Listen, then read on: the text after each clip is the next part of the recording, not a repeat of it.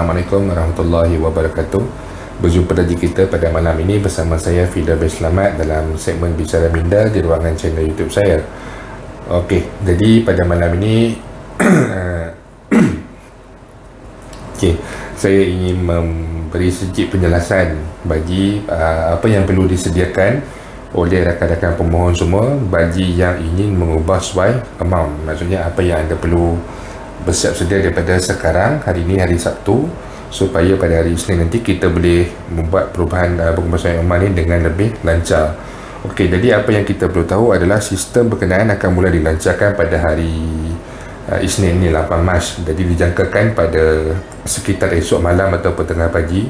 Kemungkinan besar sistem untuk permohonan di portal iSinar akan mengalami gangguan server lah untuk maintenance, sebab memberi peluang bagi kemasukan tambahan untuk pengubahsawaian amount. Dalam arti kata yang mudah, untuk mengubah swipe amount, apa yang perlu dilakukan adalah pemohon perlu masuk ke dalam portal iSinar. Jadi dalam portal tu nanti, mengikut maklumat yang saya perolehi petang semalam, dalam portal tu nanti akan ada dua pilihan. Yang pertama adalah pilihan bagi permohonan baharu, yang kedua adalah pilihan bagi pengubahsawaian amount. Dia menggunakan portal iSinar. Okey, itu yang pertama. Jadi bagi pengubahsawaian amount ni, apa yang perlu kita tahu? Okey, antara pengubahsawaian yang boleh kita lakukan adalah seperti yang pertama sekali, seperti ramai yang tanya, adalah jumlah permohonan. Kita boleh mengubah sesuai jumlah permohonan bagi yang tersalah pilih ataupun yang ingin menambah jumlah pengeluaran. Okey, yang kedua adalah maklumat berkenaan dengan bank pembayaran. Maksudnya ke mana iSinar ni dimasukkan. Jadi kalau kita nak tukarkan daripada bank A kepada bank B, kita boleh lakukan. Yang ketiga adalah alamat, 4 nombor telefon, dan kelima adalah mod bayaran. Okey, jadi pergi kepada jumlah yang dipohon. Jumlah yang dipohon ni dia tidak khusus kepada yang salah sahaja, sebab seperti yang saya cakap sebelum ini, sistem dan juga pegawai di pusat prosesan ni dia tak boleh nak kena pasti sama ada pemohon ni tersalah amount ataupun dia ingin menambahkan pengeluaran. Jadi segala bentuk pengubahsawaian terhadap amount adalah akan dibenarkan selagi mana mencukupi baki minimum di dalam akaun satu. Jadi tidak ada istilah bagi yang untuk pengubahsawaian amount ni hanya untuk yang tersalah, sebab kita tak boleh nak justify orang ni salah ataupun orang ni nak tambah. Kemudian bagi yang sebabkan penghisian dividen pada bulan Februari yang lepas, hujung bulan hari itu, minggu sudah, jadi baki di dalam akaun 1 dan akaun 2 rakan-rakan pemohon ni telah bertambah. Jadi disebabkan pertambahan baki ni, ada yang mungkin boleh lagi menambah pengeluaran sebanyak RM1,000 hingga RM2,000. Jadi jika ada yang nak bagi yang memohon RM10,000 ni lah, yang mana baki akaun 1 lebih daripada RM100,000. Jadi anda sebenarnya pun boleh memohon lagi tambahan jika anda mahu. Okey. Yang kedua berkenaan dengan alamat maklumat bank. Jadi maklumat bank ni mungkin ada yang rakan-rakan pemohon yang telah bayar interim, telah mendapat bayaran kedua dan sebagainya, tetapi mereka merasakan tak naklah masuk dekat bank ni disebabkan atas isu-isu peribadi. Ada yang bila masuk tu dapat masuk RM5,000 tapi duit hanya tinggal RM2,000, RM3,000, telah dipotong oleh pihak-pihak tertentu dan sebagainya lah. Jadi mereka rasakan macam mereka nak tukarkan kepada akaun bank yang lain. Jadi anda boleh membuat pengubahsawaian bagi pembayaran bank ni pada hari Isnin ni juga. Anda juga boleh menukarkan bank mana yang anda nak. Instead of anda pakai bank A, anda nak pilih bank B, boleh, tak ada masalah. Yang penting anda kena pastikan akaun anda di bank yang baru tu aktif. Semoga urusan perkreditan tu akan berjalan dengan lancar. Yang ketiga adalah berkenaan dengan mod bayaran. Okey, mod bayaran ni lebih kepada, kalau saya lebih katakan kepada yang menerima bayaran secara PO. Jadi yang menerima bayaran secara PO, anda boleh memilih untuk menukarkan daripada dibayar secara PO setiap bulan ni, anda boleh pilih untuk menukarkan untuk masukkan wang Aisina ni ke dalam akaun bank anda terus. Jadi anda kena pastikan maklumat akaun bank anda adalah betul, nama, nombor akaun dan sebagainya, dan juga lagi sekali anda kena pastikan akaun bank anda adalah aktif. Okey, di sini juga ada dua pertambahan untuk pengemasuan yang tidak kurang penting juga, iaitu berkenaan dengan nombor telefon dan juga alamat. Jadi ini adalah orang kata apa, menunjukkan pihak BSP telah melakukan persediaan lebih awal. Jadi walaupun benda tu tidak ada sebarang mungkin orang kata kegunaan atau manfaat pada masa sekarang, jadi pihak BSP sebenarnya dia mengambil kesempatan bagi pemohon, rakan-rakan pemohon yang ingin mengemas kini alamat mereka ataupun nombor telefon mereka. Jadi anda juga boleh membuat pembahasan alamat dan nombor telefon ini pada 8 Mac.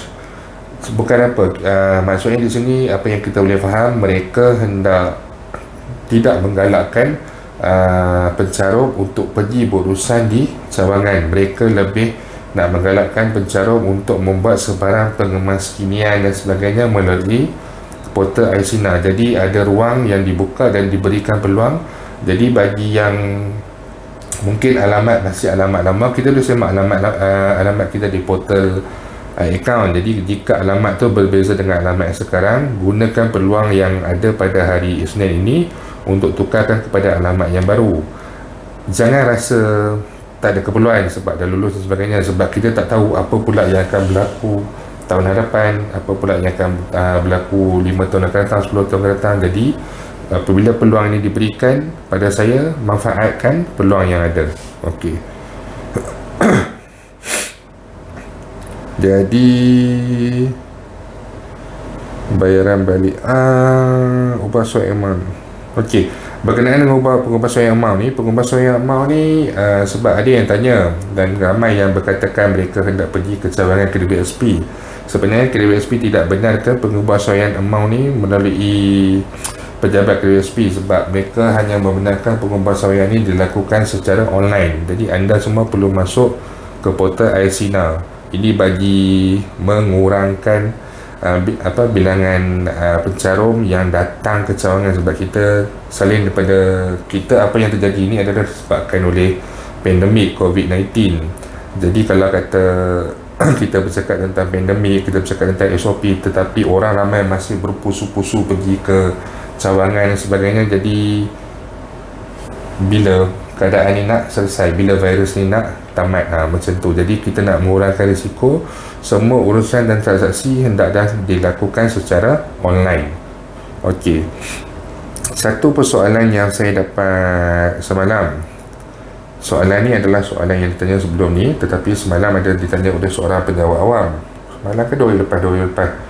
Okey, berkenaan bayaran semula. Okey, jadi apa yang saya boleh katakan, bagi semua yang telah lulus permohonan Aisina dan dapat bayaran dan sekarang masih bekerja, pada bulan Mac ni, apabila kita mendapat gaji, lepas tu gaji kita telah dipotong untuk membayar caruman kepada KDBSP, majikan pun ada membuat sumbangan dia sebanyak 15-16% dan sebagainya, ke semua caruman tu akan dimasukkan 100% ke dalam akaun satu, sehingga cukup jumlah pengeluaran yang kita diluluskan untuk pengeluaran Aisina ni. Kalau kata pengeluaran 10,000, jumlah caruman kita sebulan adalah 500, jadi dia akan mengambil masa 20 bulan.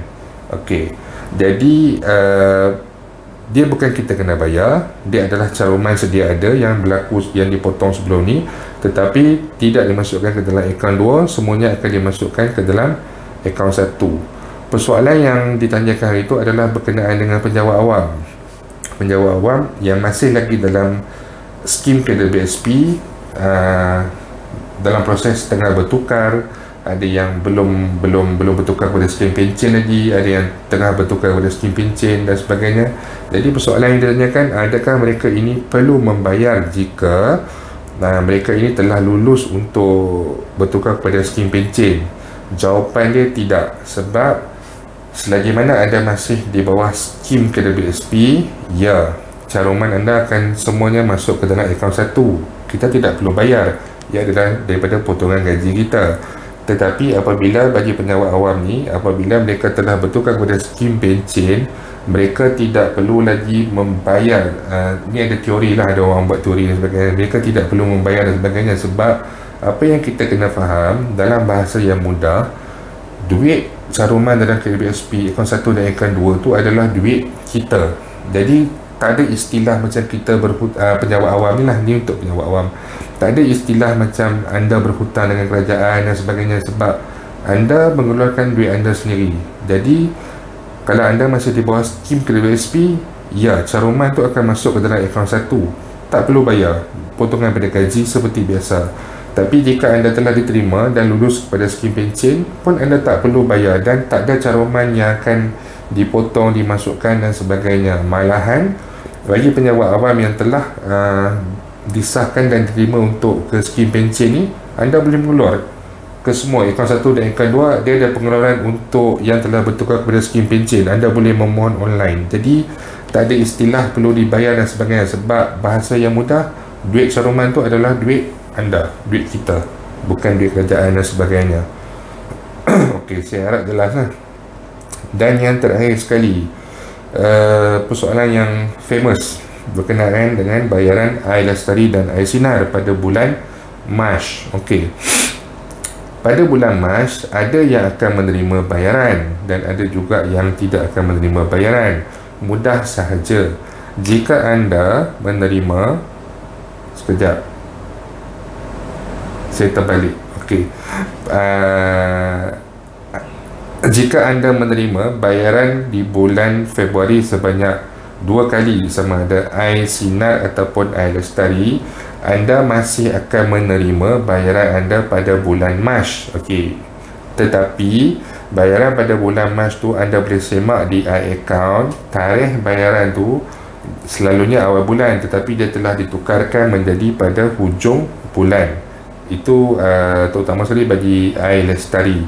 Dan juga yang dah menerima bayaran 2 kali di bulan Februari ini, bayaran takhir anda adalah pada bulan Mac.